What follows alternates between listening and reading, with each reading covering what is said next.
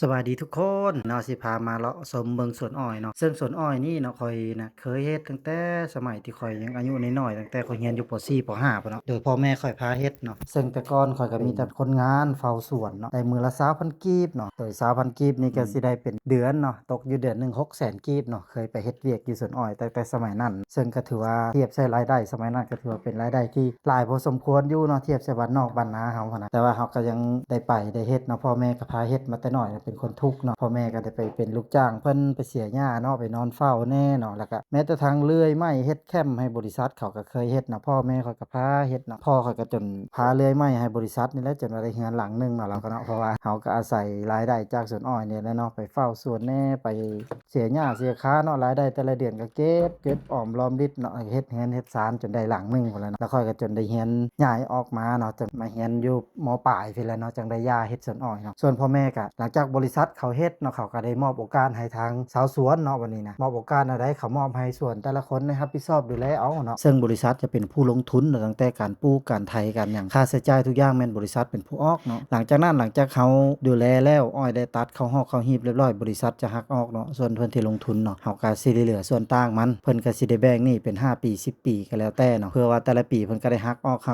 ้นน่ะเฮาก็ได้แต่ส่วนต่างกำไรมันแต่ละปี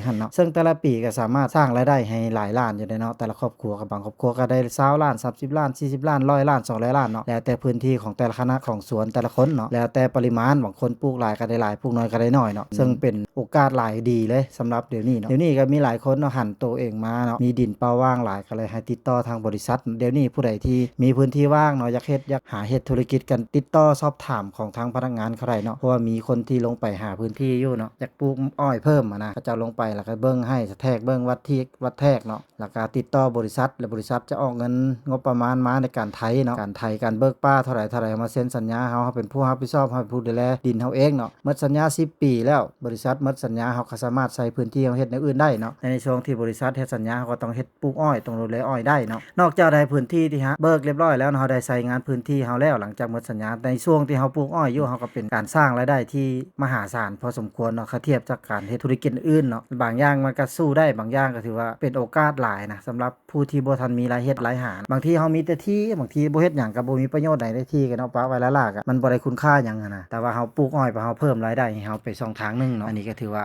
คักหลายเนาะข้อยก็พยายามเนาะพยายามเบิ่งหลายปีแล้วแต่ว่าก็ปีนี้ก็ได้ลงทุนเฮ็ดของตัวเองเนาะมีพื้นที่37ไร่เนาะปกติก็40ปลายไร่พุ่นละแต่ว่ามันมีห้องมีหยังเพิ่นก็ได้ตัดออกในเวลาแทกตัวจริงเนาะก็เลยอยู่พื้นที่อยู่37ไร่เนาะแสดงว่าข้อยก็ได้มาจอบมื้อนี้ก็โอ้ยบ่อยากงามปานใดเนาะอ้อยก็เพราะว่าดินมันจะแข็งแน่เฮาปลูกปีแรกเด้มันเป็นดินโคกเนาะคำว่าดินโคกก็บ่ค่อยอยากงามปานใดเนาะพี่น้องคันผู้ใดมีดินดงโอ้ยสิงามเฮ็ดปลูกอ้อยน่ะแต่ว่าคันดินโคกก็พอได้ถูๆไถๆไปเนาะก็พอมีรายได้ตื่มกันแต่ว่าคันสิให้มันได้หลายซ้ำดินดงมันก็บ่ได้ดอกแต่ว่าก็คือเขาว่าแล้วเดี๋ยวนี้มันสามารถใส่ปุ๋ยได้เนาะบำรุงเอาเนาะขอแต่เฮาดูแลเรื่องหญ้าแล้วก็ปลูกอ้อยให้มันสม่ำเสมอและใส่ปุ๋ยให้สม่ำเสมอให้มันถึงตามบริษัทวางออกเนาะไถให้เลิกส่ำนี้ปลูกอ้อยปริมาณเท่านี้นะใส่ปุ๋ยปริมาณเท่านี้ให้มันเฮ็ดตามเพิ่นแนะนำคันเฮ็ดตามเพิ่นแนะนำเป๊ะๆบ่มีทางลบเนาะชาวสวนทั้งหลายเนาะอันนี้ก็ถือว่าเป็นโอกาสทางธุรกิจแนวนึงคันไผมีพื้นที่ว่างเนาะอยากเฮ็ดอ้อยก็ติดต่อสอบถามเบิ่งทีมงานเขาเนาะบริษัทเพิ่นก็อยู่ไสบุรีนี่เนาะบริษัทน้ำตาลเม็ดลาวเนาะอยู่แก่งแฮดฝากเป็นกำลังใจให้เด้อปีหน้าสิมาลุ้นกันว่าสิได้ประมาณเท่าไรเนาะลงทุนอ้อยหมดนี้สิได้ประมาณเท่าไรเนาะว่าสิได้ฮอดหลายล้านอยู่บ่เนาะหวังว่าเนาะปีนี้ก็ค่อยก็คาดหวังได้เนาะว่าย่างบ่ได้แท้ๆก็ได้ประมาณจัก100ล้านก็เอาเนาะสวนอ้อย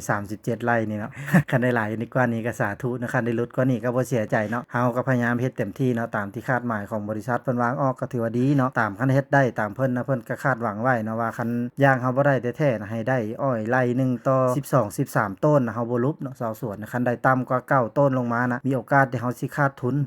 เพิ่นก็บ่ได้มานำเอาเงินเฮาดอกแต่ว่าเฮาก็สิบ่ได้ผลกำไรหันนะในปีนั้นนะเฮาก็สิทำว่าเฮ็ดเวียกฟรีเนาะฉะนั้นเฮาก็ต้องพยายามและดูแลอ้อยเฮามันงามให้มันคักเนาะเพื่อว่าเฮาสิมีรายได้เติมหั้นแหล้วว่าซั่นซะคันเฮาดูแลได้เฮาก็ได้เงินเนาะคันเฮาดูแลบ่ได้ก็เฮาก็เฮ็ดเวียกฟรีหันนะฉะนั้นแหละคาดหวังว่าปีนี้ก็สิได้รายได้อยู่เนาะคันเป็นอะไรก็สิมาอัปเดตสู่ฟังเด้อว่าได้จักล้านเนาะคันเพื่อเป็นแรงบันดาลใจผู้ที่อยากเฮ็ดเนาะ